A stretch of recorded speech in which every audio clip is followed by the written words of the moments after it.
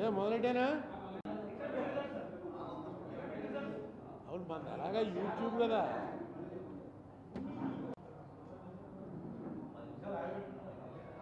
అయ్యా 2006 నవంబర్ 6వ తారీఖున నేను రామోజీరావు గారి మార్గదర్శి ఫైనాన్షియల్స్ మీద ఇచ్చిన కంప్లైంట్లో ఏం కోరానో అది 2024 ఏప్రిల్ 9 సంవత్సరాది నాడు సుప్రీంకోర్టు వారు అంగీకరించారు.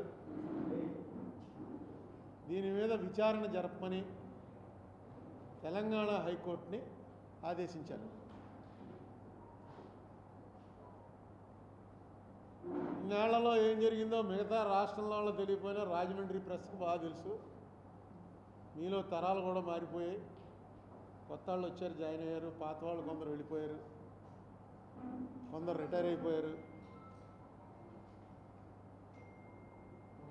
ఇన్నేళ్ళు నేను ఏం మాట్లాడినా విన్నందుకు మీ అందరికీ నా ధన్యవాదాలు తెలియజేస్తాను. ఎందుకంటే ఇది ఒక పెద్ద దాన్ని ఏమంటారు, చట్టానికి సంబంధించినటువంటి పరీక్షలో ఒక సామాన్యుడు నిలబడగలడా లేడా అన్నదానికి నిలబడగలడు అని ఈవేళ తీర్పిచ్చారు. అయితే పేషెన్స్ కావాలి. దీనికి ప్రధానంగా ఉపయోగపడింది ఏంటంటే ఓర్పు. ఇందులో ప్రధానంగా నేను అభినందించవలసింది ఎవరినంటే, ఫస్ట్ ఈ కేసు 2018 31 డిసెంబర్ నాడు తెలంగాణ హైకోర్టు రామోజీరావు గారికి మార్గదర్శికి వ్యతిరేకంగా ఉన్న ట్రయల్ కోర్టులో ఉన్నటువంటి కేసు ఏదైతే ఉందో ఆ కేసుని ప్యాష్ చేసేశారు అన్న వార్త నాకు 2019లో ఏడాది తర్వాత తెలిసినప్పుడు ఇంకా మనం ఏం చేయగలం? ఎక్కడా అది ఏ పేపర్లో రాలే. మనం ఏం చేయగలం అని చెప్పి నిరుత్సాహపడుతున్న సమయంలో మొట్టమొదట లేదు, అలా నిరుత్సాహపడితే కాదు, మన ప్రయత్నం మనం చేయాలని చెప్పి నన్ను ప్రోత్సహించిన వ్యక్తి ఉడిపిరెడ్డి అచ్యుత్ దేశాయ్ గారు. ఆయన క్వాలిఫైడ్ అడ్వకేట్ కాకపోయినా, బిఎల్ కాకపోయినా, నాకు తెలుసున్న వాళ్ళలో కాన్స్టిట్యూషనల్ ఎక్స్పర్టీస్లో ఆయన్ని మించిన వాడు లేడనుకుంటాను నేను. సుప్రీంకోర్టులో గంటకి లక్షల రూపాయలు తీసుకునేటువంటి అడ్వకేట్స్ కన్నా అందుకే నేను గురువు గారు అని పిలుస్తాను మా దేశాయ్ గారిని. ఈ కేసులో ఇలాంటి ఆర్డర్ వచ్చిందనగానే ఆయన వెళ్ళి ఆయన భార్యతోటి, ఇదిగో అరుణ్ కుమార్కి ఆర్డర్ వచ్చింది ఫేవరబుల్గా అని అనగానే ఆవిడ బాగోలేదు, ఆవిడ ఆరోగ్యం. ఆవిడ వేసిన మొదటి ప్రశ్న ఏంటంటే, మరి అయితే అరుణ్ కుమార్ మీద వేసిన 50 లక్షల రూపాయలది దావా పోయినట్టేనా అని అడిగింది. దాని విషయం నేను మర్చిపోయాను, మనందరం మర్చిపోయాం. నా మీద రామోజీరావు గారు మార్గదర్శి చిట్ ఫండ్స్ వారు 50 లక్షల రూపాయలకి అక్కడ హైదరాబాద్లోనే ట్రయల్ కోర్టులో ఒక దావా ఇప్పటికీ ఉంది. అంటే నా మీద ఉన్నటువంటి కన్సర్న్ అటువంటిది. వెంటనే ఆవిడకి గుర్తొచ్చింది ఏంటంటే, ఆ కేసు ఏమైందని, ఆ 50 లక్షల రూపాయలు చేశారు కదా, ఏమైందని. తర్వాత దీంట్లో నాకు సపోర్ట్ చేసింది అడ్వకేట్ సత్యనారాయణ ప్రసాద్ గారు. ఆయన ఫస్ట్ ఫైల్ చేసినప్పుడు ఆయన వచ్చి ఆర్గ్యూ చేశారు. తర్వాత మీకు అందరికీ తెలుసు, అసలు ఈ కేసు బతికున్నా, ఇందులో ఆర్డర్ వచ్చినా ఏమొచ్చినా సరే అది రమేష్, అల్లంకి రమేష్ మన రాజమండ్రి వాడు, అల్లంకి రమేష్ మన రాజమండ్రి వాడు. మరీ సినిమా షూటింగ్ లాగా అంత చూసేస్తే ఎలాగా? అల్లంకి రమేష్ మన రాజమండ్రి వాడు. ఆయన టీము అరుణ గుప్తా, నక్వి, హేమాంశు, వీళ్ళంతా నిజంగా ఇలా ఎవరో ఉండరు. ఎందుకంటే మనకే చిరాకేస్తుంది. ఎన్ని వాయిదాలు? 27 వాయిదాలు. ప్రతి వాయిదా కనిపెట్టుకుని ఉండాలి, ఇమీడియట్గా ఇన్ఫామ్ చేయాలి. ఆయన 2-3 సార్లు ఎక్కడికో వెళ్ళడానికి ఫ్లైట్ టికెట్లు క్యాన్సిల్ చేసుకుని ఉండిపోయాడు మన గురించి. నన్ను పార్టీ ఇన్ పర్సన్ నేనేం మాట్లాడాలో నేను ఏం ప్రిపేర్ అయ్యేవాడిని కాదు. ఈ ప్రెస్ మీట్ లాగే అన్నీ తయారు చేసి ఆయన రెడీగా పెట్టించేవాడు. మొన్న నాకు తెలిసిన సత్యం ఏంటంటే కోర్టులో వేరు ఇక్కడ వేరు, మనం మాట్లాడుకోవటంలో వేరు, కోర్టులో ఒక్క మాట అయితే అధికంగా మాట్లాడినా అది మనకు తేడా అయిపోతుంది. కోర్టులో నన్ను పట్టుకుని సిద్ధార్థ లోద్రా గారు కడిగి పారేశాడు. కడిగి పారేస్తుంటే నేను కౌంటర్ ఇద్దాం అనుకున్నాను.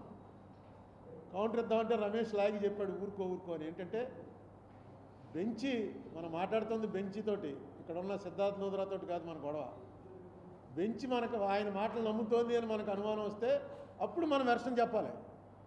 బెంచి వాళ్ళే అడుగుతున్నారు కదా ఇదేంటని. ఏంటి సిద్ధార్థ లోద్రా గారు చెప్పింది నేను బయటకు వచ్చి మాట్లాడకూడదని, ఈ ప్రెస్ మీట్ పెట్టకూడదు, బయటికి వెళ్ళేసి ఇంకా అరుణ్ కుమార్ మొదలెట్టేస్తాడు, 87 ఏళ్ల రామోజీరావు గారికి ఎంత హ్యూమిలియేషను అంటే మనం ఇంకేం చెప్తాం. కోర్టులో జరిగింది బయట వచ్చి జనాలు చెప్పకపోతే ఇంత సెన్సేషనల్ కేసులో రామోజీరావు గారు అంటే ఏమన్నా మామూలు వ్యక్తి, పెద్ద సెలబ్రిటీ, ఒక సెలబ్రిటీ కాబట్టి ఈ కేసుకి ఇంత ఇంట్రెస్ట్ వచ్చింది.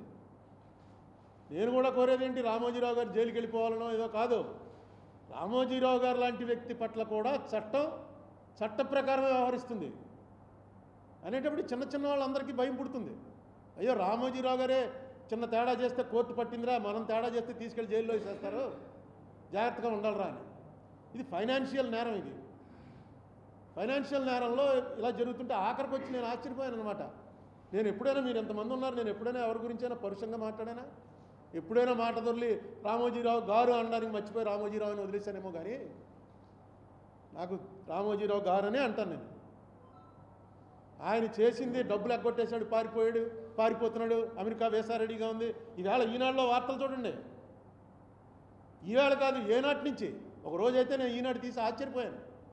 చౌదరి గారని ఒక ఆయన విజిలెన్స్ చీఫ్ చేశాడు, మీకు గుర్తుందా? కేవీ చౌదరియా,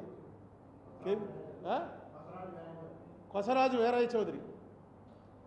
ఆయన అపాయింట్మెంట్ అవగానే నేను ఎంక్వైరీ చేశాను, ఎవరండి ఈయన చౌదరి అంటే మనస్ చౌదరియా లేకపోతే రాజస్థాన్లో హర్యానాలో చౌదరీస్ ఉంటారు. ఎందుకంటే చాలా పెద్ద ఉద్యోగం అది. అంత పెద్ద ఉద్యోగంలో మనవాడు, మన ఆంధ్రాకి సంబంధించిన వాడు అపాయింట్ అయ్యాడంటే నేను క్యూరియాసిటీ కొద్దీ ఎంక్వైరీ చేశాను. లేదండి మన చౌదరియే, మన కృష్ణా గుంటూరు జిల్లాలో ఆయనే, చాలా ఎప్పుడు పేరు కూడా వినలేదండి, ఇంత హై పొజిషన్లోకి వచ్చాడు అనుకున్నాను. ఆయన మీద కూడా ఈనాడులో ఒక ఆర్టికల్ వస్తే నేను ఆశ్చర్యపోయి వాళ్ళని అడిగాను, ఏంటండి ఈయన కరెక్టా, ఈయన మీద ఇలా వచ్చింది ఏంటండి అంటే, రామరామ ఆయన మనం అనుకుంటుంటాం మడిగట్టుకున్నాడండి ఆయన మీద మడిగట్టుకోవడం అంటే ఎవరిని దగ్గరికి కూడా రానివాడు అనమాట. అంత ఆనెస్ట్గా ఉన్నాయనంటే నేను ఆశ్చర్యపోయాను. ఇదేంటారా ఈనాడులో ఆయన మీద కూడా వచ్చేసింది, ఇంత దారుణంగా వచ్చిందని. మీకేదో ఆధారం దొరికిందో, మీకేదో వేయాలనిపించిందో మీరు వేశారు. మిమ్మల్ని మీ వైపు చూడటానికి ఎవరికి దమ్ము ఉండదు.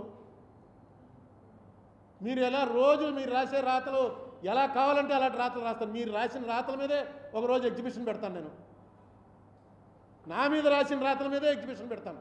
ఆ కటింగ్లన్నీ నా దగ్గర ఉన్నాయి, పెట్టి మొత్తం మీరు అందరూ వద్దురు కానీ ఇక్కడ ఎగ్జిబిషన్ పెట్టి చూపిస్తాను. అసలు ఎలాగ వార్తని దాన్ని వక్రీకరించి భావ వ్యక్తీకరణని అణగదొక్కేస్తారో ఈనాడువే ఉదాహరణలో నేను కనెక్ట్ అయినవి చూపిస్తాను మీకు. ఈవేళ అక్కడ కోర్టులో నా మీద ఏవేవో తీసి చూపించారు. నేను జస్టిస్ రజనీ గారిని తిట్టంట, కోర్టుల్ని తిట్టంట, ఏవేవో ట్రాన్స్లేషన్ అంటాం, ఇంగ్లీష్లో వాళ్ళు చూపించడం, అది బయటికి చదవకూడదు. ఈయన ఇస్తాడు, ఆయన చదువుతాడు, జడ్జి గారు చదువుకుంటున్నారు. నన్ను అడిగారు మధ్యలో ఎందుకు ఇలా అన్నావు అన్నారు. ఏమన్నాను, నేను ఎప్పుడు అంటానండి, ఏమన్నాను చెప్పండి అంటే, నువ్వు కొంచెం రెస్ట్రైన్ చేసుకోవాలి. అవన్నీ ఆ ట్రాన్స్లేషన్స్ అన్నీ కూడా మిస్చీఫ్ అని చెప్పాను. అది నమ్మారు కోర్టు వారు. మీరు చెప్పండి, ఇప్పుడు బయటికి వెళ్ళి నేను మాట్లాడచ్చా మాట్లాడకూడదా? మాట్లాడొద్దంటే మాట్లాడు, నేను చెప్పండి మీరు అన్నాను. అదేం కాదు, నువ్వు మాట్లాడు, కోర్టులో ఏం జరిగిందో చెప్పు. కొంచెం వాళ్ళు బాధపడుతున్నారు కదా అని. నాకు మాత్రం బాధ ఉండదండి. రామోజీరావు గారు నాకేమన్నా నా ఆస్తుల్లోకి ఏమన్నా వచ్చాడా, లేకపోతే నన్ను ఏమన్నా పర్సనల్గా వచ్చి నాకు అటాక్ చేశాడా? నాకెందుకు ఉంటుంది? రామోజీరావు గారు ఏమైతే నాకేముంటుంది? ఒక ఇష్యూ తప్పు జరిగింది అన్నది పట్టుకోవడానికి, లేకపోతే పాలిటిక్స్లో ఉండి ప్రయోజనం ఏంటి? ఇన్నేళ్ళు రాజకీయాల్లో ఉండి పెద్ద ఆయన తప్పు చేస్తే మనం కళ్ళు మూసుకుపోవాలా అనుకుంటే ఇంకేంటి? అందుకే ఇది రైజ్ చేయడం జరిగింది. ఇన్నాళ్ళకి నేను అడిగింది 45S వైలేషన్ గురించి. 45S రామోజీరావు గారు వైలేట్ చేశాడా లేదా, అది తేల్చండి చాలు. దాంతో మిగతా వాళ్ళు కంట్రోల్లో ఉంటారు. కానీ కోర్టు వారు ఇప్పటి వరకు ఇచ్చినటువంటి డబ్బులు ఏదైతే 2600 కోట్లు కూడా పే చేసామని వాళ్ళు చెప్తున్నారో, ఆ 2600 కోట్లు పే చేశారా లేదా కరెక్ట్గా తెలుసుకోవటానికి ఒక జ్యుడిషియల్ ఆఫీసర్, ఒక రిటైర్డ్ హైకోర్టు జడ్జిని ఎవరిని అపాయింట్ చేయండి అని మన తెలంగాణ కోర్టును ఆదేశించారు. ఆదేశించినప్పుడు వాళ్ళు అభ్యంతరం చెప్తూ ఇది అయిపోయిన దాని గురించి మళ్ళీ దీన్ని తెరుస్తారంటే 45S వరకు ఓకే, ఇప్పటికి వచ్చారు ఈ మాట. నేను మొట్టమొదటి నుంచి చెప్తున్నా, సిద్ధార్థ లోదరాని అనేక సార్లు కోర్టు వరండాలో కలిసినప్పుడు చెప్పాను, నువ్వు ఆ డబ్బులు గొడవ అది వదిలే 45S వరకు మాట్లాడు, నేను ప్లీడ్ చేస్తాను కోర్టుకి. అయ్యా రామోజీరావు గారు పెద్ద ఆయన నేను జైల్లో పెట్టాలనో ఆయన ఏదో శిక్షించాలనో కోరిక కాదు, నాకు ఒక ప్రెసిడెంట్ కావాలి, ఇలా చేస్తే ఇది తప్పు అని నేనే ప్లీడ్ చేస్తాను అని సిద్ధార్థ లోదరాతో అనేక సార్లు చెప్పాను. ఈవేళ ఈయన ఎప్పుడైతే మొత్తం విప్పి అందులో ఉన్న వాటి మీద ఒక జడ్జి గారి చేత ఎంక్వైరీ చేయించండి అని అన్నారో అప్పుడు మళ్ళీ వీళ్ళు దిగొచ్చి అభిషేక్ సింఘ్వి గారు ఏమండి అది పక్కన పెట్టేయండి, ఇవన్నీ కూడా పక్కన పెట్టేసి అది ఓపెన్ పెట్టండి, 45S వరకు ఓపెన్ పెట్టండి అన్నాడు. అంటే ఓకే, అది ఓపెన్ పెడుతున్నాం, రిజర్వ్ బ్యాంక్ని పార్టీ చేస్తారు, ఇది కూడా ఒక ఆఫీస్ అనేసి. ఎందుకంటే 5,000 10,000 ఉన్న వాళ్ళు డిపాజిట్ చేసుకున్న వాళ్ళు ఉంటారు. జడ్జి గారు అన్న మాటలు 5,000 10,000 డిపాజిట్ చేసుకున్న వాళ్ళు కోర్టుకు రాగలరా? 50,000 ఫీజు ఇచ్చి వాళ్ళకు కూడా న్యాయం జరగాలి కదా. మీరు కరెక్ట్గా పే చేసేసాం అంటున్నప్పుడు ఏముంది ఇందులో? చూస్తారు, ఎంక్వైరీ చేస్తారు. ఎవరన్నా పిటిషనర్స్ ఉంటే మా డబ్బు రాలేదండి అంటే కోర్టుకి కాగితం పెట్టుకుంటారు, వాళ్ళ డబ్బు వాళ్ళకి ఇప్పించేస్తారు. నో సరిగ్గా 80 నిమిషాల సేపు ముగ్గురు అడ్వకేట్లు, టాప్ అడ్వకేట్స్, ఇవాళ ఇండియాలో ఉన్నటువంటి టాప్ అడ్వకేట్స్ ముగ్గురు వచ్చి 80 నిమిషాలు ఆర్గ్యూ చేశారు. నేను అసలు నోరెప్పలేదు. నేను ఇదిగో నా మీద వచ్చినప్పుడు మేము ఎత్తాను తప్ప, ఎందుకంటే రమేష్ చెప్పాడు పక్కనే ఉండి, నేను కూడా చెప్దాం అనుకున్నాను, నువ్వేం మాట్లాడుకో, ఎందుకంటే క్లియర్గా ఆయనే ప్రశ్న వచ్చి జడ్జి గారే ప్రశ్న ఇస్తున్నాడు. మనం వేసిన దానికన్నా జడ్జి గారు వేసే ప్రశ్నకి వాల్యూ ఎక్కువ ఉంటుంది, నువ్వు మాట్లాడకన్నాడు. నేను పక్కనే ఇంకో సీనియర్ అడ్వకేట్ స్టేట్ గవర్నమెంట్ తరఫున వచ్చిన నిరంజన్ రెడ్డి గారు నేను ఈ పక్కన నిలబడతాం, వాళ్ళు ముగ్గురు వాళ్ళు ఆ పక్కన నిలబడతారు, జడ్జీలు పైన కూర్చుని ఉంటారు. నేను అంటే నిరంజన్ రెడ్డి గారిని అడిగాను మాట్లాడద్దాం, ఆయన కూడా court will take care of. అంటే నిజంగా చెప్తున్నాను, నాకు అనిపించింది ఆ ఇద్దరు కూర్చున్న జడ్జీల్లో ఒక ఆయన ఎన్టీ రామారావు ఫోన్ ఉంటాడు, ఇంకొక ఆయనకి రాజశేఖర రెడ్డి ఫోన్ ఉంటాడు.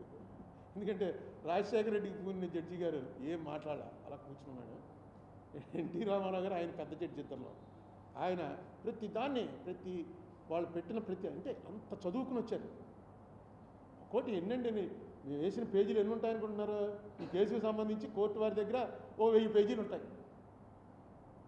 మేమేసింది వాళ్ళు వేసిన దాని మీద మేమేసింది, మధ్యలో వచ్చి గవర్నమెంట్ వేసింది, కౌంటర్ ఎఫిడేవిట్లు ఇవన్నీ ఎప్పుడు చదివారో, ఎలా అంతా ఇచ్చేశారో, ఎవరు అసిస్ట్ చేశారో, నిజంగా గ్రేట్. వాళ్ళు చెప్పిన ప్రతి పని, ఎందుకంటే అడ్వకేట్స్ బోర్డు అంతా డబ్బులు తీసుకుని వస్తారు కాబట్టి వాళ్ళు ఎలా ట్విస్ట్ చేయాలో దాంట్లో ఎక్స్పర్ట్లు, అందుకే ఆ లెవెల్కి వెళ్ళారు వాళ్ళు. అంతంత పేమెంట్లు తీసుకునే అడ్వకేట్స్గా పెరిగారంటే అపారమైన మేధస్సు ఉండాలి. నెక్స్ట్ ఒకసారి చదివితే వాడు మర్చిపోయి ఏకసంతగ్రాహిలు అయి ఉండాలి, విపరీతమైన మెమరీ ఉండాలి. అటువంటి వాళ్ళతోటి జడ్జీలు ఈక్వల్గా వాళ్ళే మాట్లాడారు, వాళ్ళే చేస్తారు. ఈ కేసులో న్యాయం జరిగిందంటే అది నా వల్ల కాదు, state government pleader Niranjan Reddy గారో లేకపోతే గవర్నమెంట్ వారో కాదు, జడ్జీలు వారి నిజంగా వాళ్ళకి హ్యాట్స్ ఆఫ్. ఏం చెప్పారా చివరికంటే, ఇది నేను నిజంగా చెప్తున్నాను కదా, నేను ఊహించలేదు. మ్యాక్సిమం ఏమంటారంటే, సరే డబ్బులు అంతా పే చేస్తావు కాబట్టి 45S ఈజ్ ఓపెన్ అంటే దాని మీద నిర్ణయం తీసుకుంటాం. ఇప్పుడు డబ్బు ఎలా పే చేస్తారంటున్నాడు, ఏముంది, ఇంకెవరు కంప్లైంట్ లేవు, ఎవరూ మాట్లాడలేదు, 5 ఏళ్ళు అయిపోయింది. అయితే నాకు ఉంది, నేను ఎక్కువ దీన్ని డివియేట్ చేయటం, పర్సనల్గా వెళ్ళటం అనేది ఇష్టం లేక కూరుకున్నాను. కానీ నాకు ముందు నుంచి కూడా ఈ పేమెంట్ల విషయంలో ఒక అనుమానం ఉంది. ఆ అనుమానం ఏంటంటే, మా మదర్ దగ్గర నుంచే కదా ఈ కేసు ప్రారంభం. మా మదర్కి 9.5% ఇంట్రెస్ట్ ఇచ్చారు. అంటే ఆవిడ దగ్గర 84,324 రూపాయలు ఆ పాడుకున్న చీటీలో డబ్బు డిపాజిట్గా మార్చి 84,324 తీసుకుని సంవత్సరం తర్వాత మీకు 92,335 రూపాయలు ఇస్తాం అని చెప్పి ఒక సర్టిఫికెట్ ఇచ్చారు. మీకు చూపించాను చాలాసార్లు, అది చూశారుగా చాలామంది, అందరూ డిపాజిట్ సర్టిఫికెట్. అంటే అది లెక్కేస్తే 9.5% ఇంట్రెస్ట్ మా మదర్కి ఇచ్చారనమాట.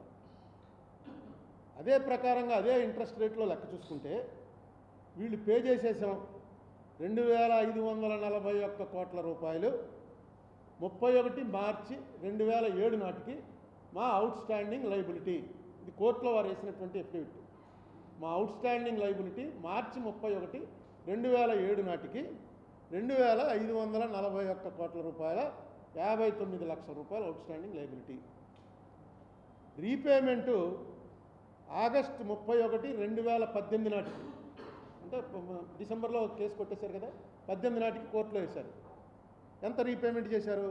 2,596 కోట్ల 98 లక్షలు చేశారు. ఇంకొక 5 కోట్లు ఆ రీపేమెంట్ ఎవరు తీసుకోలేదని ఆయన దగ్గర ఉండిపోయింది, ఎస్క్రో అకౌంట్లో ఉందని చెప్పారు.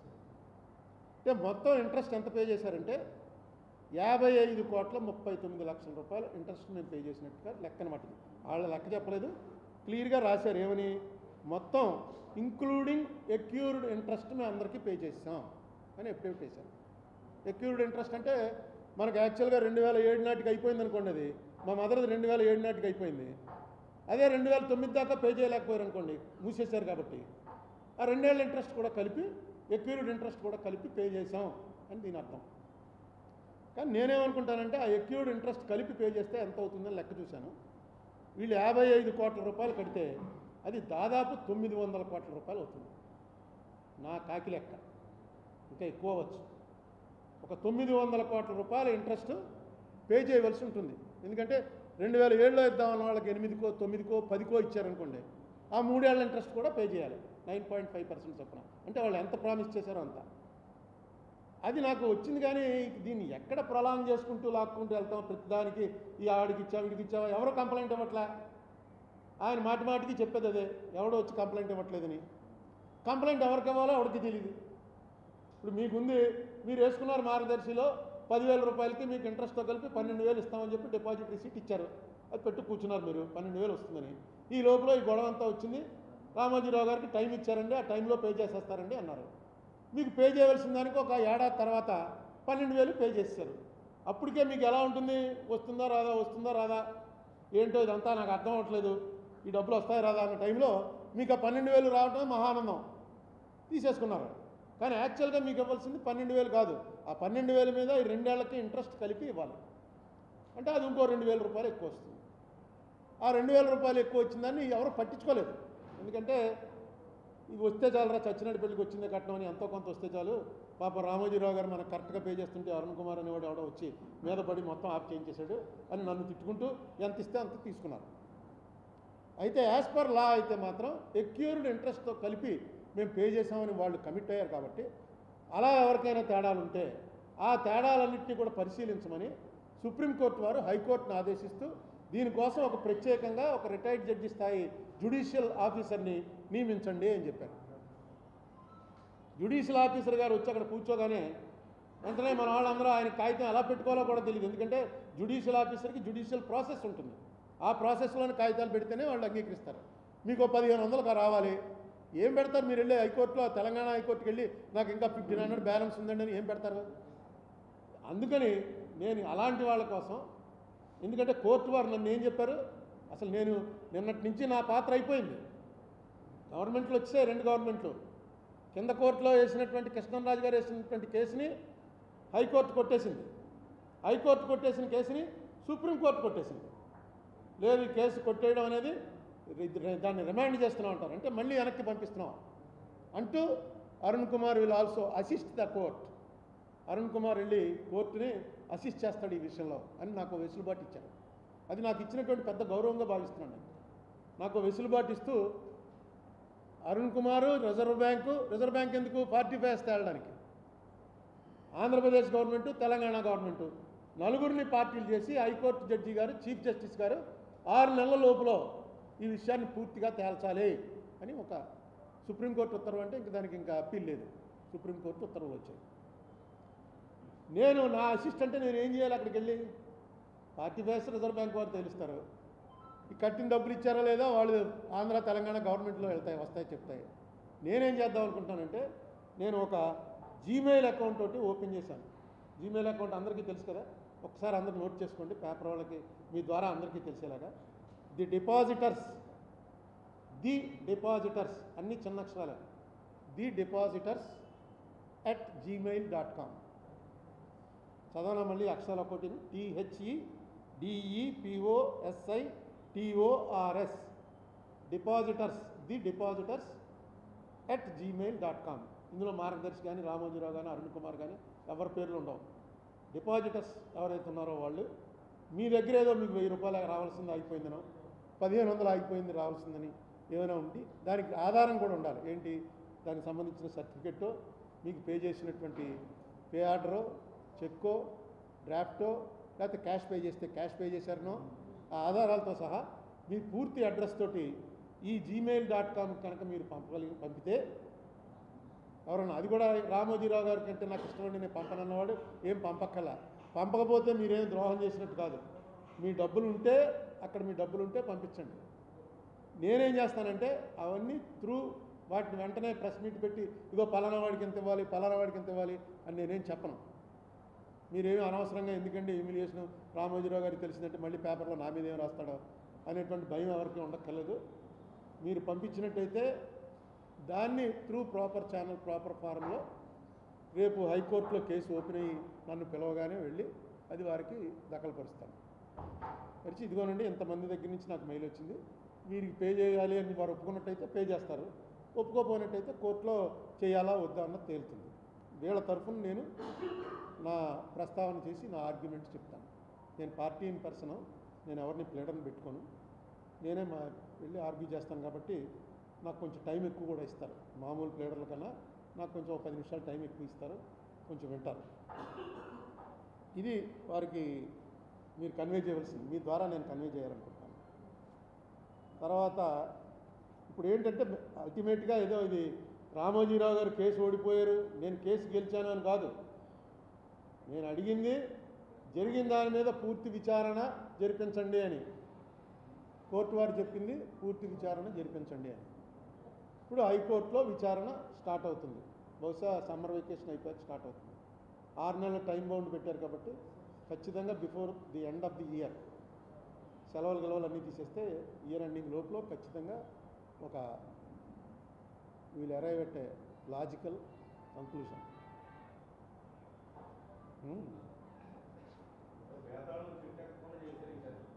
వేతాళుడు చెట్టు ఎక్కకుండా చేసింది నేను కాదు, జడ్జీలు చేసింది.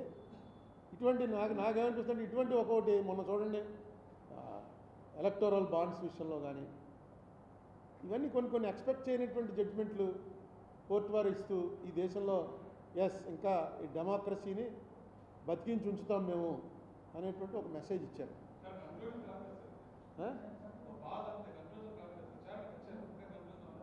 ఏమండి విచారణ వద్దు అని ఎప్పుడు అంటారు మీరు? ఇందులో మనం అర్థం చేసుకోవాల్సింది ఏంటంటే మీ కేసులో విచారణ వద్దు, ఇదేమి మర్డర్ కేసు కాదు, ఇది mismanagement of finances violating act. ఆ వైలేటింగ్ యాక్ట్ కూడా ఏంటి? Amended act. 97 ముందు ఆయన కలెక్ట్ చేసింది తప్పు కాదు, 97కి యాక్ట్ రాలా, 97లో అమెండ్మెంట్ చేశారు. అమెండ్మెంట్ చేసిన తర్వాత ఈయనకి కూడా నోటీస్ ఇచ్చారు, నువ్వు వసూలు చేయడానికి వీల్లేదని.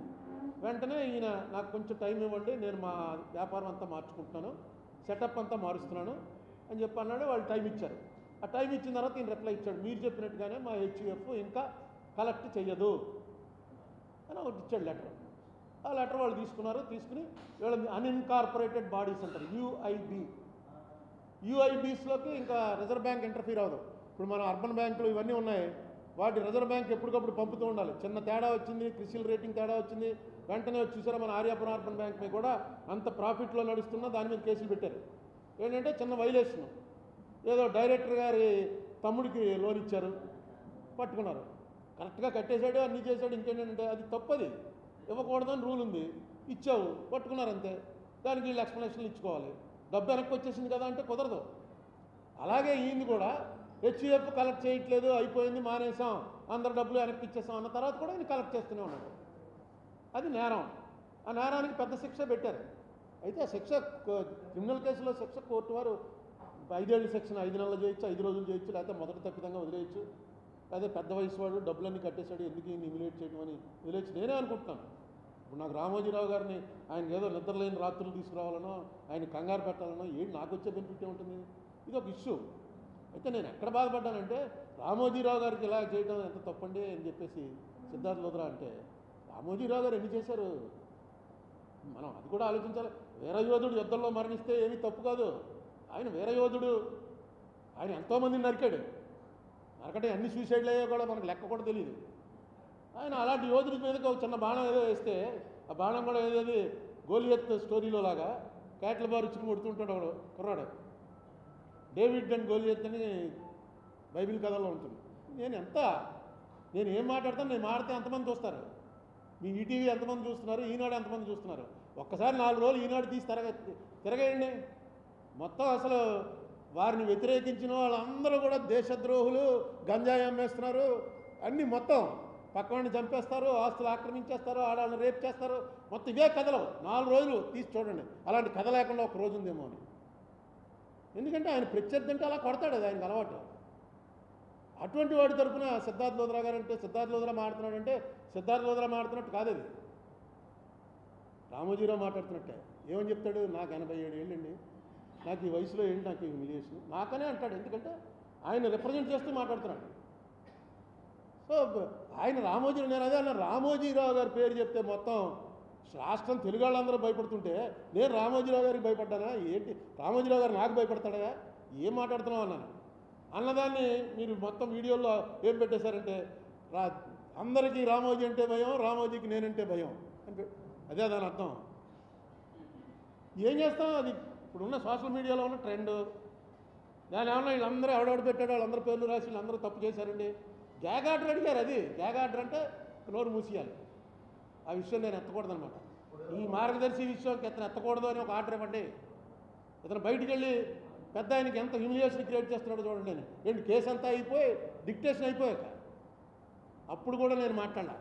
సడన్గా మన వాళ్ళు ఎంత యాక్టివ్ అంటే నేను సిద్ధార్థ్ లోద్రా నువ్వు మొన్న ఏమిచ్చావు, ఒకటి కోర్టులో న్యాయం జరగకపోతే వెంటనే ఆయుధాలు చేతపట్టండి అని ఇచ్చావు కదా అని ఇస్తే నేను ఏమన్నా మాట్లాడానా? ఏదో నీ ఇమోషను, నువ్వు ఫెయిల్ అయ్యావన్న బాధలో ఇచ్చుంటావు అనుకున్నాను. నువ్వు ఇప్పుడు నా గురించి ఇలా మాట్లాడడం కరెక్టా అంటే జడ్జి గారితో నేను ఎప్పుడూ అనలేదు అన్నాడు. నేను ఎప్పుడు అనలేదు అలాగా అన్నాడు. అంటే జడ్జి గారు ఈ లోపల అది నేను మన వాళ్ళ యాక్టివ్నెస్ చెప్తున్నాను. ఇక్కడ ఉన్నాడో లేదో మనవాడు వెంటనే టక్కన పంపించాడు. పెట్టది కోర్టులో ఇంకా ఉన్నాను. ఇదిగో ఇలా Siddharth Luthra tweet, when all has been tried yet justice is not in sight, it is then right to pick up the sword, it is then right to fight. ఆయనకి ఎప్పుడైతే చంద్రబాబు నాయుడు గారు జైల్లో ఉంటే ఈయన అప్పీల్ చేసి ఫెయిల్ అయ్యాడో వెంటనే ఒక ట్వీట్, ఈ ట్వీట్ కూడా ఎవరో జఫర్నామాలో గురు గోవింద్ సింగ్ ఔరంగజేబ్కి రాసినటువంటిది ఉంది. చూడండి, ఇందులో క్లియర్గా ఉంది. when all has been tried yet justice is not in sight, it is then right to pick up the sword, it is then right to fight. ఎన్ని గంటలకు వచ్చింది? 1:12:50 అంటే అక్కడ సరిగ్గా జరుగుతోంది అని సౌండ్ వచ్చింది. చూపించరా అని ఇంతమంది ఉన్నారు నాకు సపోర్ట్ కాబట్టి కేసు నడపగలిగింది. సుప్రీంకోర్టు అవుతోంది లైవ్. ఆ లైవ్లో చూసి ఎవరో టక్ టక్కని పెట్టేశాడు అంతే. అతను ఎప్పుడైతే డినై చేశాడో వెంటనే టక్ టక్కని పెట్టాడు. అయితే రమేష్ వెంటనే దాన్ని నేను ఇలా చూస్తుంటే రమేష్ చూశాడు, చూసి మాట్లాడకండి, ఇప్పుడు కోర్టు వారు దీన్ని డైవర్ట్ చేయడానికి ఇవన్నీ ప్రయోగాలు జరుగుతాయి, మీరేమొద్దు, కోర్టు వారు మిమ్మల్ని ఏమైనా అడిగితే చెప్పండి.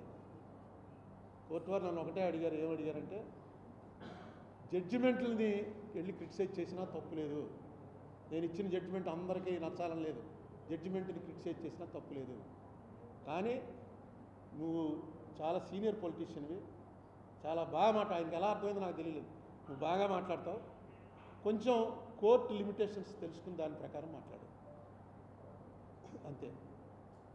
We are not giving any order చెప్పేసి.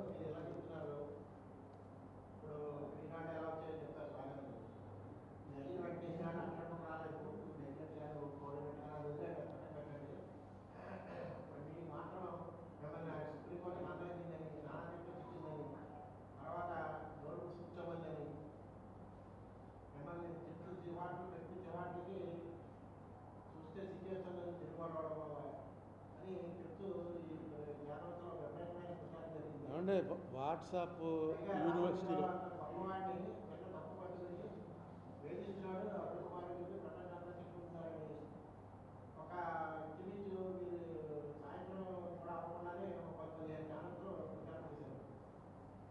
అంటే ఇప్పుడు ఏదైనా పేపర్ ఇప్పుడు ఆంధ్రజ్యోతిలో రాశారు చిన్నది రాస్తూ అందులో మాట్లాడద్దు అన్నారు అని రాశారు.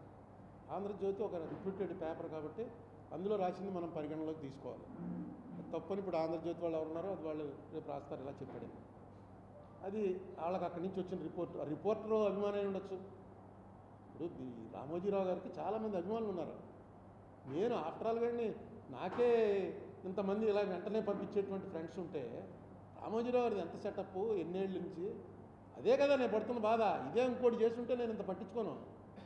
ఒక పెద్దవాడు ఎప్పుడు బోల్సార్లు చెప్పాను ఇక్కడ, యద్యదాచరతి శ్రేష్ఠస్తత్త దేవేతరో జన సయత్ ప్రమాణం కురితే లోకస్తదనువర్తతే. ఒక ఉత్తమమైన ఉన్నతమైన స్థానంలో ఉన్నవాడు తప్పు చెప్పకూడదు, తప్పు చేయకూడదు. ఎందుకు చేయకూడదు అంటే వీడిని ఇమిటేట్ చేసేవాళ్ళు చాలామంది ఉంటారు. ఆయనే చేశాడండి, తప్పే ఉందండి, అంత పెద్దవాడే చేశాడండి. ఈయన రామోజీరావు గారు ఏంటి, రోజు లోకం ఎలా నడవాలో నిర్దేశించేటువంటి వ్యక్తి. ఎవరు పొద్దున్న తూర్పున ఆయన రేపు పడమటను ఉదయించిన సూర్యుడు అని చెప్పి టప్పని చెప్పి హెడ్డింగ్ పెడితే 50% నమ్మే జనం ఉన్నారు. ఈనాడులో రాశారండి. ఈనాడులో రాసిన తర్వాత ఏదో ఎక్కడో ఉదయించుంటాడు, పడమట ఉదయించుంటాడు, లేకపోతే వాళ్ళు ఎందుకు రాస్తారండి. ఆ క్రెడిబిలిటీ సంపాదించుకున్నాడు ఆయన. ఆ క్రెడిబిలిటీ సంపాదించుకున్న వ్యక్తి దాన్ని మిస్యూజ్ చేస్తున్నప్పుడు మనం నిలబెట్టలేకపోతే ఆయన ఏవైతే మనకి చెప్పాడో వాటిని ఆచరించినట్టు లెక్క. ఆయనే రోజు చెప్తూ ఉంటాడు, ఎక్కడైనా సరే తేడా ఉంటే ఎతికి పట్టుకోవాలి, కొట్టాలి, జనం ఎలా ఉండాలి, డెమోక్రసీలో ప్రజలు ఎలా ఉండాలి, అన్ని ఎత్తబోదలు ఆయనే చేస్తుంటాడు. దాని ప్రకారమే నడిచాను నేను. నేను ఎప్పుడైనా చెప్పిన రామోజీరావు గారు పారిపోతున్నాడు, రామోజీరావు గారికి రెడీగా పాస్పోర్ట్ వీసా పెట్టుకుని అందరికీ ఎగ్గొట్టి పారిపోతున్నాడు, లేదు రామోజీరావు గారు కట్టలేడు అని ఎప్పుడైనా చెప్పానా? చెప్తే అది ఏదైనా తీసి చూపించండి, క్షమాపణ కోరుతాను. అయ్యో ఇలా నేను చెప్పాను, ఎప్పుడు చెప్పాను, ఏ ఆవేశంలో చెప్పాను నేను చెప్పను. ఎందుకంటే నాకు అవసరం లేదు. ఇప్పుడైతే ఇంకా అసలు అవసరం లేదు. ఇప్పుడు నేను ఏ పార్టీలోనూ లేను, ఎలక్షన్లు పోటీ చేయను, ఏ పోస్ట్కి వెళ్ళను. ఖాళీగా ఏదో మీరు రాజమండ్రిలో ఎంతమంది ఫ్రెండ్స్ ఉన్నారు కాబట్టి ప్రెస్ మీట్లు. 10 ఏళ్ళు అయిపోయి ఎంపీ, 10 ఏళ్ల క్రితం ఎంపీలు ఎవడు గుర్తున్నాడు ఎవరికైనా? నేను గుర్తున్నానంటే మీ వల్లే. మీరు నాకు ఇంపార్టెన్స్ ఇస్తున్నారంటే రామోజీరావు వల్ల. అంతే.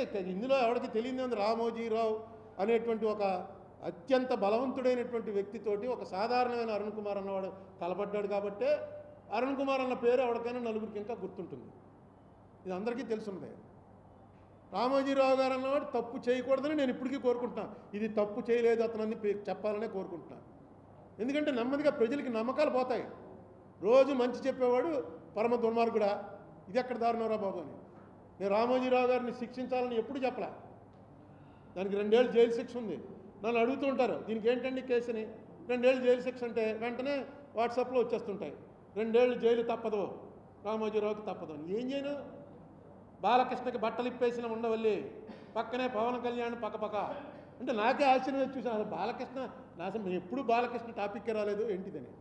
అంతే పెట్టేస్తున్నారు.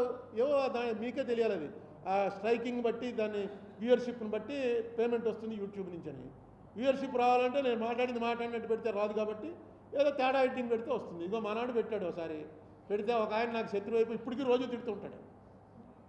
హెడ్డింగ్ వేరు, అసలు లోపల నేను ఏమన్నా ఆ మాట. ఆయన హెడ్డింగ్ వాళ్ళకి టైం ఉండదు, హెడ్డింగే చూసుకుంటారు. హెడ్డింగ్ చూసుకుని శత్రువు అయిపోయాడు అంతే. రోజు అతను వచ్చాడంటే మొట్టమొదటి అసలు ఈ ప్రపంచం ఇలా అన్యాయం అయిపోవడానికి కారణం ఏంటంటే అరుణ్ కుమార్ అంటాడు. సర్వనాశనం చేస్తాడు అరుణ్ కుమార్ ఈ దేశాన్ని అంటాడు.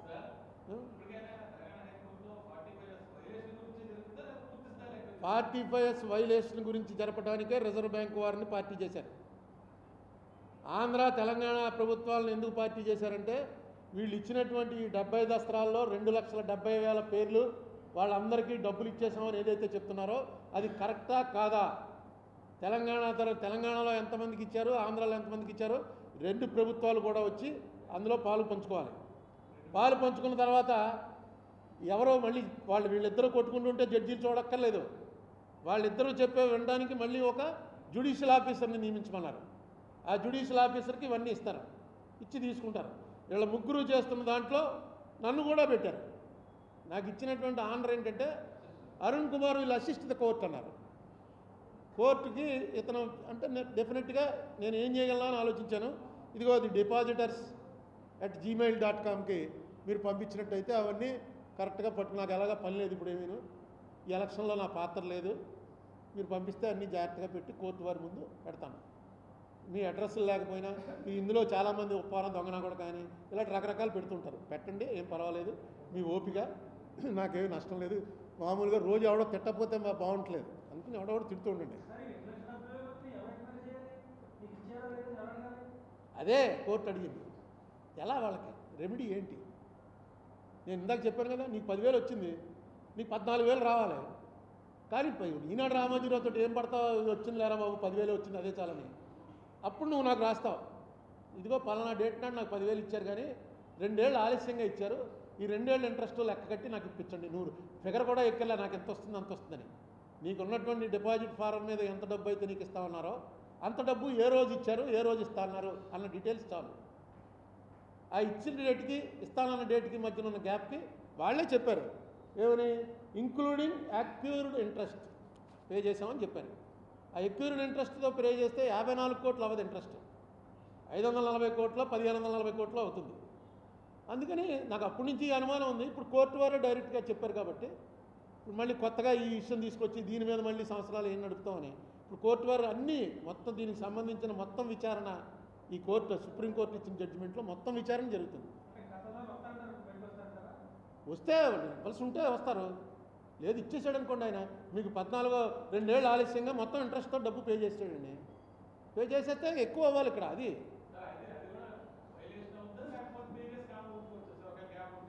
ఇంకా పెద్ద కేసు, అది పెర్జురీ అంటారు. కోర్టు ముందు ఏం పెట్టినా సరే దానికి 7 ఏళ్ళు జైలు శిక్ష. అంటే వెంటనే రామోజీరావుకి 7 ఏళ్ళు జైలు శిక్ష అని రాసేకండి.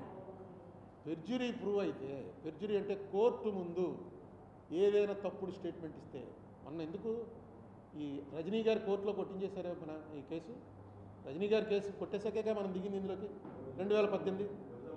సేమ్ అదే ఇది 2011లో క్వాష్ చేయమని పిటిషన్ వేస్తే కోర్టు డిస్మిస్ చేసింది. హైకోర్టు డివిజన్ బెంచ్ 2 జడ్జీల బెంచి క్వాష్ పిటిషన్ని డిస్మిస్ చేసింది. అదే 6 ఏళ్ల తర్వాత మళ్ళీ వేసి డిస్మిస్ చేసి జడ్జి గారు డిస్మిస్ చేశారు. జడ్జి ముందు చెప్పాలి ఈ విషయం. 2011లో నేను ఇదే పిటిషన్ ఫైల్ చేస్తే అది ఖచ్చితంగా అది దాంట్లో ఒక మ్యాండేటరీ అనమాట. ఇటువంటి కేసు ఇలా ఎక్కడ ఏ కోర్టులోనూ ఎప్పుడు వేయలేదు, ఇదే మొట్టమొదటిసారిగా మీ కోర్టులో వేస్తున్నాను అని ఖచ్చితంగా చెప్పాలి. చెప్పలేదు వాళ్ళు. అది తీసాం మొన్న, అది గవర్నమెంట్ వారు తీశారు, రాష్ట్ర ప్రభుత్వం వారు తీశారు. అది తీసి అది కోర్టులో వేశారు. మొన్న కోర్టులో వేసిన తర్వాత ప్లేటర్ గారు అడిగాడు, నన్ను కూడా అడిగాడు ఆయన నిరంజన్ రెడ్డి గారు, ఇదేంటి దీన్ని ఇన్సిస్ట్ చేద్దామని. అంటే మరి రమేష్ అన్నాడు, మళ్ళీ అదో కేసు మనకెందుకు, మన దానిలో నడుస్తుంది కదండి, మళ్ళీ దీని మీద మళ్ళీ మనం ఎఫిడవిట్ వేయాలి, వాళ్ళు రిప్లై చేయాలి, దానికి అది నడుస్తూ ఉంటుంది, పక్కన పెట్టేశాం. యాక్చువల్గా అది పెర్జురీ. అలాగే రేపు ఇప్పుడు వీళ్ళు ఇచ్చి కోర్టు ముందు సుప్రీంకోర్టుకి ఏవైతే ఇచ్చారో వాటిలో ఏమైనా తేడాలు వచ్చాయనుకో అది పెర్జురీ అవుతుంది. పెర్జురీ అంటే కొంచెం కఠినమైనటువంటి కోర్టు ముందు, అట్లీస్ట్ కోర్టు ముందు అబద్ధాలు చెప్పకూడదని. మిగతా వాళ్ళు మనం ఎన్ని మాట్లాడుకున్నా కోర్టులో ఎఫిడవిట్ ఫైల్ చేసేటప్పుడు మాత్రం కింద ఒకటి ఉంటుంది, ఇదంతా నాకు తెలుసు, నేను చూసి చదివించుకుని పూర్తిగా నమ్మి సంతకం పెడుతున్నాను అని సంతకం పెట్టాలి. ఎవరు అడ్వకేట్ కాదు, రామోజీరావు గారే పెట్టాలి లేదా మార్గదర్శి గారే పెట్టాలి. అందుకని దాంట్లో కూడా అబద్ధాలు చెప్పేశారు అనుకోండి, జనరల్గా చెప్పరు. వాడు ఇచ్చినటువంటి బుక్కుల్లో ఈ అక్యూర్డ్ ఇంట్రెస్ట్ అన్న తర్వాత నాకు ఇది అనుమానం వచ్చింది. అలాగే నా దగ్గర దాదాపుగా ఒక ఎన్ని కాగితాలు ఉన్నాయో తెలియదు, ఇక్కడ ఉన్నాయి, ఇక్కడ మొన్న కృష్ణకుమారిలు అందరూ ఎత్తికి చూస్తున్నారు ఖాళీగా ఉన్నప్పుడు, దస్త్రాలు హైదరాబాద్లో ఉన్నాయి. అన్ని కాగితాలకి ఇప్పుడు విముక్తి వస్తుంది అనమాట. పట్టుకెళ్ళి హైకోర్టు ఆఫీసర్ గారి ముందు పెట్టి ఇందులో ఏమో ఉపయోగపడతాయో చెప్పండి అంటే మళ్ళీ ఆయన నువ్వే చదివి చెప్పంటే చదువుతూ కూర్చోవాలి.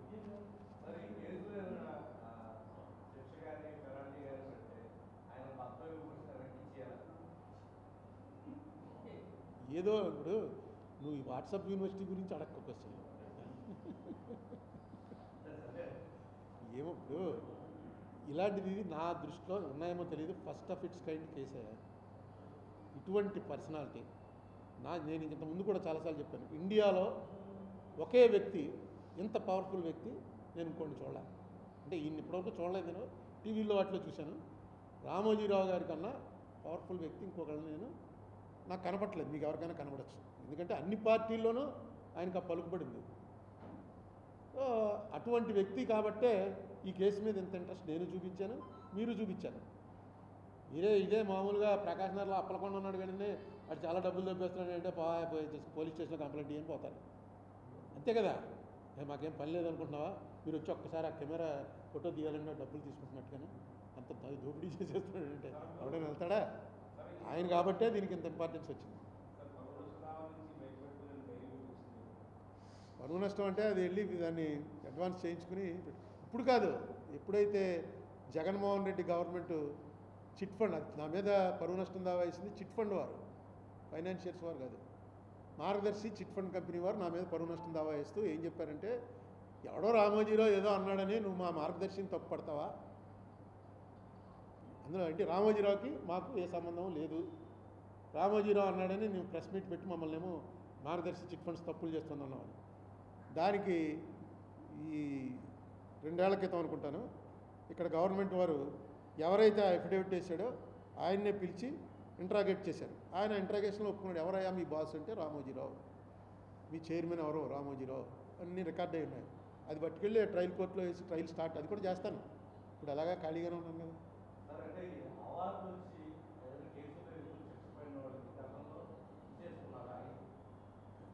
నాకు కొత్తది పెట్టుకో ఇప్పుడు దాని మీద స్టార్ట్ అవుతుంది.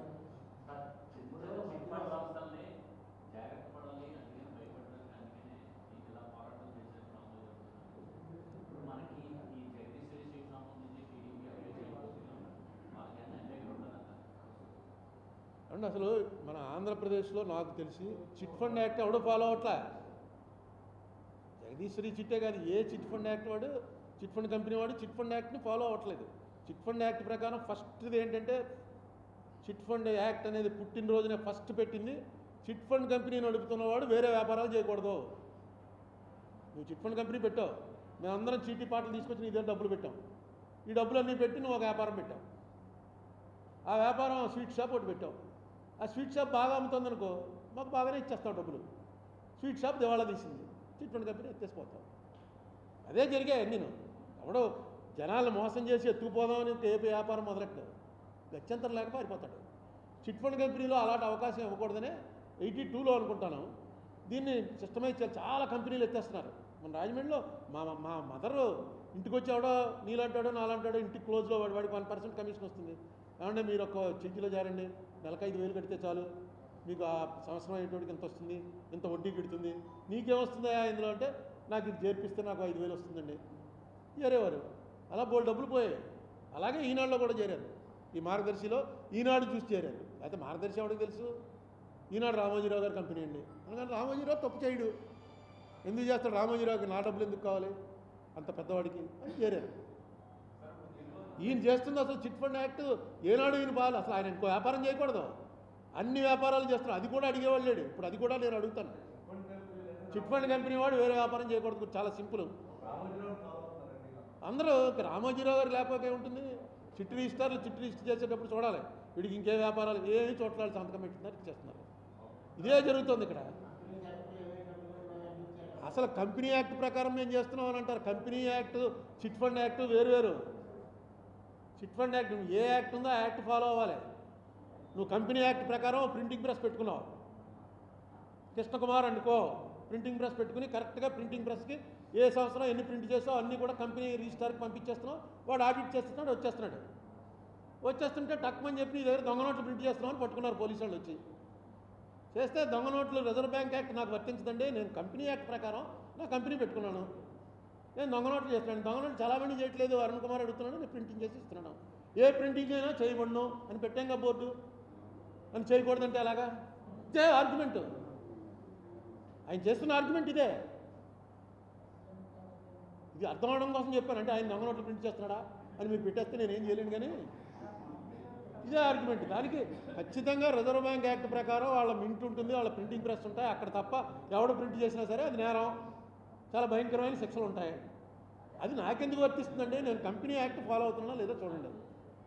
ఇదిగో కంపెనీ యాక్ట్ ప్రకారం ప్రతి సంవత్సరం కడుతున్నాను, ఇన్కమ్ ట్యాక్స్ కడుతున్నాను, అన్నీ కరెక్ట్గా చేస్తున్నాను, నన్ను వచ్చి మీరు ఏదో ఆయన ఆర్డర్ ఇచ్చాడు, నేను ప్రింట్ చేశాను, దాన్ని నన్ను ఏం చేస్తారు అంటే తీసుకెళ్ళి ముందు లోపలేస్తారు, తర్వాత 2 పీకుతారు. ఏమండి పెనాల్టీ ఉందిగా, అదే అది చెప్తేనే వీళ్ళు రామోజీరావు జైలుకి అని రాసింది. దాని పెనాల్టీ వాళ్ళు ప్రిస్క్రైబ్ చేసింది ఏంటంటే ఇది వైలేట్ చేసి ఎంత అయితే కలెక్ట్ చేశారో అంత డబ్బు ఫైన్ కట్టాలి. అంటే 2600 కోట్లు కలెక్ట్ చేశాడు ఈయన, 2600 కోట్లు ఫైను, 2 ఏళ్ళు జైలు శిక్ష. అయితే మీకు నేను అనేక సార్లు చెప్పాను, మళ్ళీ చెప్తున్నాను, క్రిమినల్ వాటిలో డిస్క్రిప్షన్ ఆఫ్ ద జడ్జ్ ఈ శిక్షలు మ్యాక్సిమం శిక్షలు అంతవరకు వేయచ్చు. అయితే వాళ్ళు చేసాడు, అవును అంతమంది.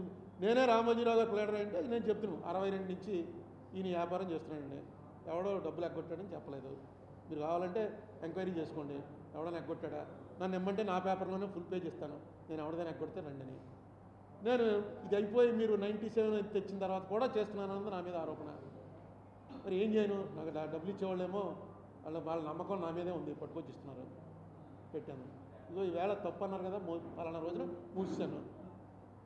మీరు చూడండి, నేను క్రిమినల్ నేరం ఇంటెన్షనల్గా నేరం చేశాను అని అనిపిస్తే శిక్ష వేయండి, లేదు అందరు డబ్బులు ఇచ్చేశారు కదా కరెక్ట్గానే చేశాడు కదా అనిపిస్తే మీ ఇష్టం అని ఉందండి. నేనైతే అదే పెడుతున్నాను. ఏపీసీఐడి వాళ్ళు పెట్టిన కేసులన్నీ చిట్ ఫండ్ మీద.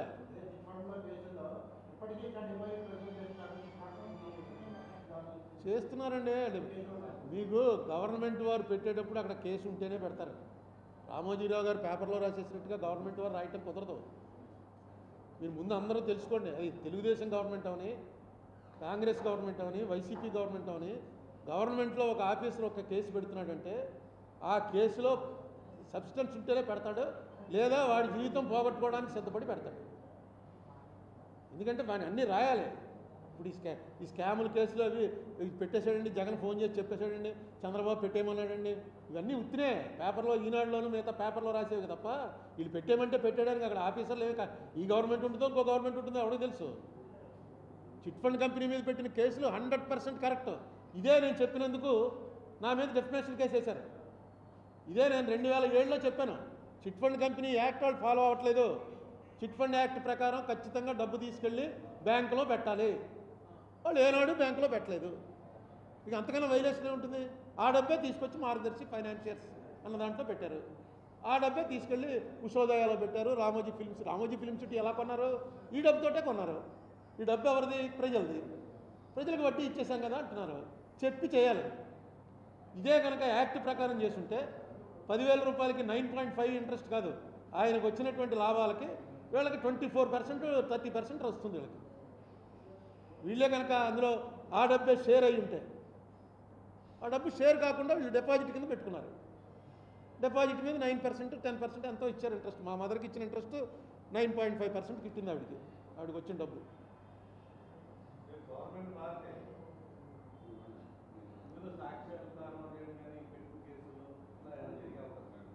ఏమీ ఉండదు, ఎందుకంటే కోర్టు వారి చేతిలో ఉంది. ఇప్పుడు గవర్నమెంట్ వారు కొంచెం వీక్గా పెట్టచ్చు ఆర్గ్యుమెంటు, ఎందుకంటే చంద్రబాబు నాయుడు గారికి రామోజీరావు గారికి ఉన్న సంబంధాలు అందరికీ తెలుసు కాబట్టి.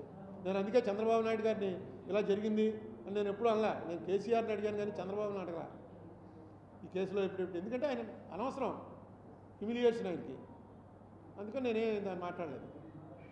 ఏదైనా దీనివల్ల అంత కోర్టు, సుప్రీంకోర్టు అంత సీరియస్గా తీసుకున్నాక హైకోర్టులు కూడా అంతే సీరియస్గా తీసుకుంటాయి. సో ఇప్పుడు తెలంగాణ, నేను రేవంత్ రెడ్డి గారిని అపాయింట్మెంట్ అడుగుతున్నాను, అపాయింట్మెంట్ ఇస్తే వెళ్ళి కలుస్తాను, వాళ్ళు టైం లేదంటే ఒక లెటర్ రాస్తాను. అది కొంచెం టైం ప్రాసెస్లో కనుక, ఎందుకంటే ఎలక్షన్ టైం ఆయన ఖాళీ ఉండకపోవచ్చు. వాళ్ళు వేయాలిగా, తెలంగాణ అది ఇంకా ఇప్పటివరకు వేయలే, కేసీఆర్ వేయలే, తొందరగా వేయమంటే ఏం కాదు, కోర్టు వారు చెప్పిన డేట్కి అయిపోతే ఒప్పుకోరు. నేను అడిగింది ఆబ్లిగేషన్, ఇది ఆ కోర్టు వారు చేసింది ఆబ్లిగేషన్ కాదు, ఇట్స్ ఎ కమిట్మెంట్, వేసి తీరాలి. ఆ వేయటంలోనే రేవంత్ రెడ్డి గారికి అసలు యాక్చువల్గా జరిగింది అంటే చెప్దామని, టైం లేదా నాకు అంటే లెటర్ ఏదో పెట్టేస్తాను, ఆ లెటర్ పెట్టి మీకు రిలీజ్ చేస్తాను. ఎవరు మొట్టమొదటి ఓకే అన్నది? Thank you.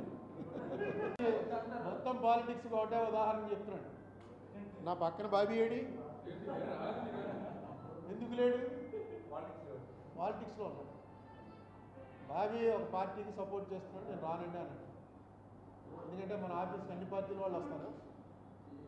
ఆయన ఒక డెసిషన్ తీసుకున్నాడు, ఒక పార్టీకి సపోర్ట్ చేస్తున్నాడు. నేను ఆ పార్టీ సపోర్ట్ చేస్తున్నా, మీ పక్క నుంచి కూర్చుంటే బాగుండదండి. అందుకే ఇంకా లేకపోతే నా ల్యాప్టాప్ అన్నీ తీసుకుంటారు. బాబీ ఉంటే ఒక పక్కన జ్ఞాపకం చేస్తాడు. నేను ఏ పార్టీకి సపోర్ట్ చేయడానికి నాకు అవకాశం లేదు. ఎందుకంటే అన్ని పార్టీల నుంచి నా మిత్రులు చాలా చాలా దగ్గర. నేను ఓటు వేయకుండా ఏ ఎలక్షన్ మానలేదు, ఇప్పుడు కూడా మానను.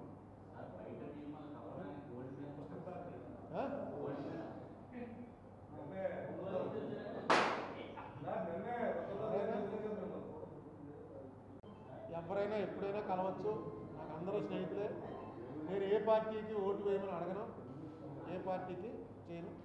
నేను వ్యక్తిగతంగా ఇన్ ప్రిన్సిపల్ బీజేపీకి మాత్రం వ్యతిరేకంగా ఉంటాను. అది తప్పదు నాకు.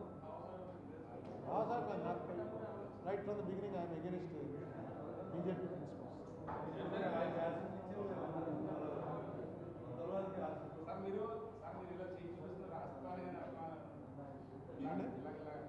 సైకిల్ వేసుకుని ఇంటికి పోయిన అనుకోండి, సైకిల్ ఫ్యాన్ వేయరా అంటే ఫ్యాను